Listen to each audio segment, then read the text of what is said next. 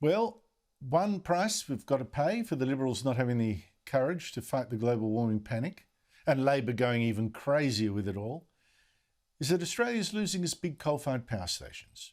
And that means an end to cheap, reliable electricity, steady 24/7. Even when the sun doesn't shine and the wind doesn't blow, coal-fired power is there for you. Instead, we've already blown up all of South Australia's coal-fired stations.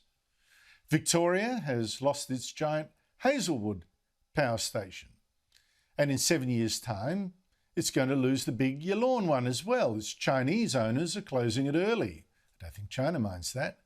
New South Wales will lose 2 more coal-fired power stations. The huge Yarraring plant, which supplies 20% of the state's power, that shuts in a decade from now.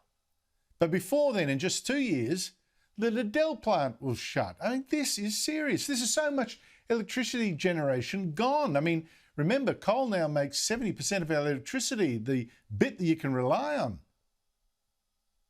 Well, now the Morrison government says that if Liddell closes, power prices will rise, unless it steps in. So today it did announce it was going to stump up $600 million for a new gas-fired power station right in the Hunter Valley, which by sheer coincidence is exactly where the New South Wales government is trying to save one of its seats in a by-election on Saturday. But the Prime Minister says, and I suspect he's right, that we do need this plant. You saw what happened here in Victoria when coal-fired power stations closed down. Electricity prices went up. What we're doing is we're closing that gap. We're ensuring that there's 660 megawatts of additional reliable energy. Of course, green believers and global warmers are horrified. I mean, gas, it's a fossil fuel. And Labor says, well, wait, the Australian energy market operator doesn't think that this kind of plant was actually needed. The government's chair of the Energy Security Board, the widely respected Kerry Schott, has said, and I quote, "It doesn't stack up because it's expensive power." But the thing is, that's interesting. A couple of Labor MPs, also from the Hunter Valley, said, wait a minute, no, we think this is great. And one of them is former Minister Joel Fitzgibbon. And is that a good idea? Yes, it is, Laura, unequivocally. You know, someone said to me yesterday, why is the government investing? Where is the market failure? There is market failure. Liddell is decommissioning in 2023. It's a 2,000 megawatt power generator. So we have an enormous gap. Do you ever get the feeling that here's your money being spent and no political party is quite telling you the whole truth about how we got into this mess and if this is the best way out? Joining me is Alan Moran of Regulation Economics, which specialises in the economics of green power. Alan, thank you for your time. First, do tell us how we got here. How did global warming policies kill coal-fired power stations? Well, it inspired governments, federal and state, to start subsidising wind and solar, which, contrary to what some people say, is not cheaper than fossil fuels. It's certainly not cheaper by the time you've actually had to firm it up because the wind doesn't blow all the time. And in subsidising that's driven down the price of the wholesale market, not the final price, as everybody knows, to consumers. That price hasn't fallen, but the wholesale market price has fallen, and this has forced out the big coal generators. We're now in a situation where we need more fossil fuel power, but no private sector firm in its right mind would invest. How could you invest when the government is subsidising your competitor, and when the New South Wales government has said it's going to subsidise it even more by new transmission lines and various other promoted facets of electricity, which would make it even less profitable for any other power station to step in. So we start with we start small, 20 years ago, with small scale interventions. We get bigger and bigger and bigger because the interventions create more disincentives to operate the system, which was very, very efficient at that stage, more and more disincentives to it, and the government has to step in more and more until now we've got a situation where it's virtually a nationalised system. No firm can really invest Alan, in other than the subsidised wind.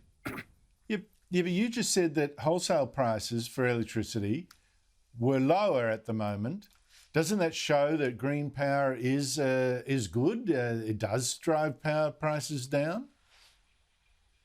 It certainly does. If you subsidise anything, it'll drive the prices down. But what we find, and in fact what Morrison said a little while ago, is that we sort of, on this plateau, we suddenly drive them down, we lose a power station, the price goes up, and a new plateau. All the time, we've got additional costs to enable the renewable-oriented electricity to operate. It needs various machinery, various purchasing measures by the market operator in order to keep it going. And even when the wholesale price is depressed, which is depressed at the present time, partly for climate reasons, partly we've had a cool summer.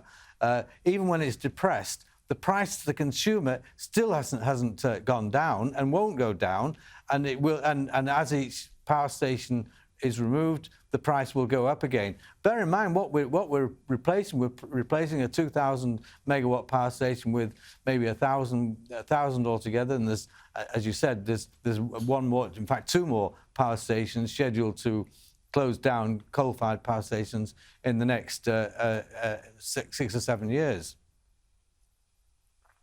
Well, it's funny, for all the talk about power prices down, you have a look at graphics of power prices around the world, the developed world, and you will find that our various states, topped by South Australia, have in fact the most expensive, some of the most expensive power prices in the world. So what was once one of our biggest and they were the cheapest advantages. Yes, exactly. One of our biggest advantages in manufacturing was cheap power. Now we're throwing that away, and we wonder why more companies don't set up factories here, power-intensive factories. Now, Alan, with all these big power stations, coal-fired power stations closing, do we need this new gas-fired station that the government's just announced? Well, we may well need a gas power station because the government has created the situation whereby it cannot allow, whereby no private sector firm can possibly justify spending. The risks are too great. How can you spend money on a power station, gas-fired or coal, when the alternative competitive power is subsidised to buggery? Basically, half the cost of renewable energy is paid for by either the taxpayer unwittingly or by the electricity consumer, again unwittingly, because they're forced to pay for this by government regulation. I mean, we need to start by eliminating, as soon as possible, right now, in fact, all the regulations and all the subsidies to all power sources and let them sink and swim of their own. And as long as firms have got confidence that the government will actually abide by such a proposal and statement, then we will see the market responding. There is no market failure. Joel Fitzgibbon's talking about market failure. It's a government failure. The market failure is non-existent. In fact, it's a market efficiency. They know exactly what they're doing, and they're not going to throw money away based on government actually competing you out of business. Now, you're so right. I mean, this is governments now pretending to fix a problem that was caused by governments pretending to tackle a climate crisis that they pretend is actually a problem, and it isn't. The whole thing is the most amazing house of mirrors, and I'm just astonished that so few people are calling it out, people in politics and in the media. Alan Moran, thank you so much indeed for your time. Thank you.